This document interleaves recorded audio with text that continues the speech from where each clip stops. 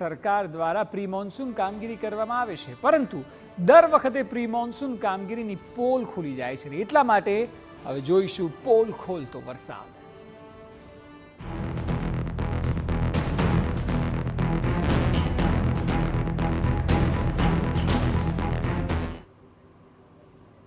Pre મોન્સૂનની મોટી મોટી વાતો થાય છે અને એ પાછળ અઢળક રૂપિયા ખર્ચાય છે. કરોડો રૂપિયાનો ખર્ચ દર વર્ષે થાય છે.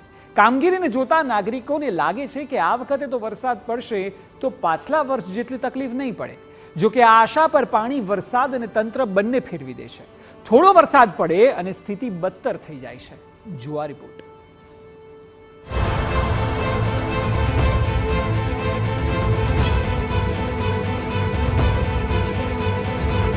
પ્રી મોન્સૂન પ્લાન પાણીમાં.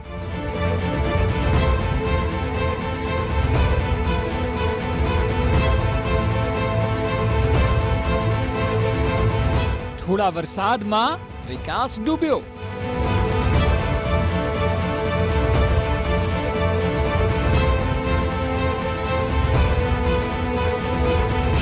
જુઓ તંત્ર, પાણીમાં તમારા દાવા.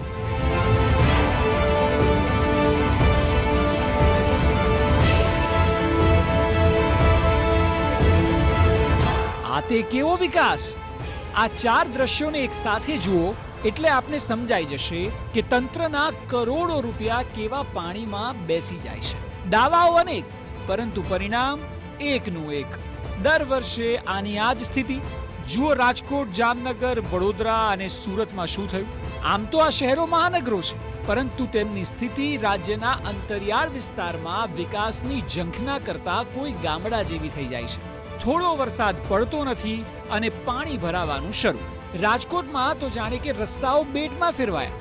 વડોદરામાં ગાડીઓને ધક્કા મારીને બહાર કાઢવામાં આવી. સુરતમાં તંત્રની જેમ જ રોડ પણ બેસી ગયો. તો જામનગરમાં માંડ 1 ઇંચ વરસાદ પડ્યો અને શહેર જાણે કે થઈ ગયું જળબંબાકાર. આટલા પાણીમાં હવે રસ્તા નહીં પણ વિકાસ ડૂબે છે. અરે આ શું! આ તો ડાયમંડ હબ શહેર છે. ડાયમંડ તો દૂર, અહીં તો પહેલા વરસાદમાં રોડ બેસી જાય છે. ક્યાં બાત હે તંત્ર! કમાલ છે ને તમારી કામગીરી. થોડી ઘણી શરમ બચી હોય તો જુઓ જરા તમારા કરેલા કામ. સામાન્ય વરસાદ પડ્યો નથી કે તમારા વિકાસના દાવા પોકળ સાબિત થયા નથી. તમારા પેલા કરોડો રૂપિયાના કરેલા કામ ક્યાં ગયા? છે જવાબ તમારી પાસે?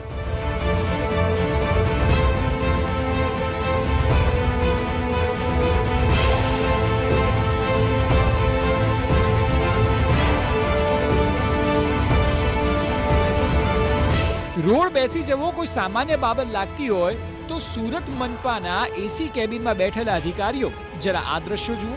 રસ્તાઓ એટલા પોલા થઈ ગયા છે કે અડાજણમાં રેતી ભરેલો ટ્રક રોડની અંદર બેસી ગયો. હવે આમાં તો તમે જ કહો, અકસ્માત થાય કે ન થાય? તમારો જવાબ હશે કે અકસ્માત થાય, પણ પેલા અધિકારીઓના પેટનું પાણી નથી હલી રહ્યું.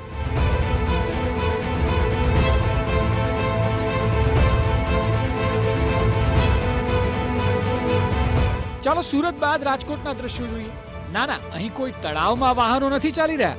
હકીકતમાં રસ્તા પર પાણી એટલા ભરાયા છે કે મવડી વગર ચોકડી અને અન્ય વિસ્તારો આજે તળાવ જેવા લાગી રહ્યા છે. યાજ્ઞિક રોડ પરના રામકૃષ્ણ આશ્રમ પાસે અને ટેલિફોનિક એક્સચેન્જ સહિતના વિસ્તારોમાં પાણી જ પાણી જોવા મળે છે. જોઈ લો ચારે બાજુ, જ્યાં નજર જાય ત્યાં પાણીમાં વાહનો નહીં પણ પાણીમાં પ્રશાસનના દાવાઓ ડૂબતા દેખાશે. દેખાય?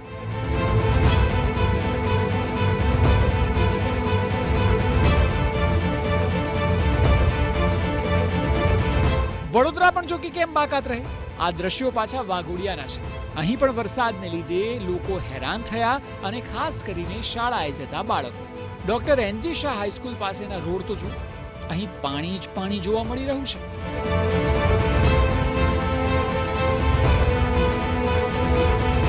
સૌથી કપરી સ્થિતિ તો જામનગરમાં સર્જાઈ હતી. જામનગરમાં વિકાસના લીરે લીરા ઉડાડતા આ દ્રશ્યો છે. અહીં આપ જાણીને ચોંકી જશો કે ભારે વરસાદ પડતા કાલાવડના મુળિયા ગામમાં પુલ તૂટવાની ઘટના બની હતી. પુલ તૂટતા બાળકો ફસાયા હતા. જો કે તંત્ર તો કામે પહેલા પણ નહોતું આવ્યું અને અત્યારે પણ નહીં જ આવે, એટલે લોકોએ તંત્ર પાસે મદદ માંગવાની જગ્યાએ જાતે જ બાળકોનું રેસ્ક્યુ કર્યું. વિચારો કે વિકાસના પોકળ દાવાઓથી લોકો કેટલી હદે કંટાળ્યા હશે કે આ સ્થિતિમાં બાળકોનો જીવ બચાવવા અને તેમને સલામત બીજી બાજુએ ખસેડવા માટે પાણીમાં જાતે જ ચેઇન બનાવી. જુઓ છો ને તંત્રના કહેવાતા અધિકારીઓ.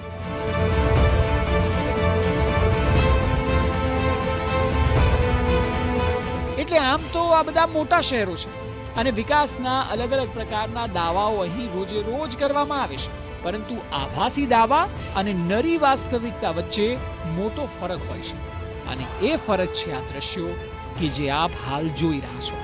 હજી તો સિઝનની શરૂઆત થઈ છે, વરસાદ સામાન્ય પડી રહ્યો છે અને ત્યાં આ સ્થિતિ છે. આવનારા 4 મહિના શહેરોને કોર્પોરેશન તંત્રએ ઉપરવાળાના ભરોસે તો નથી મૂકી દીધા ને.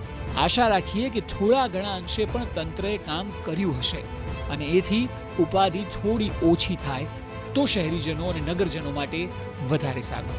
Bureau report, TV9.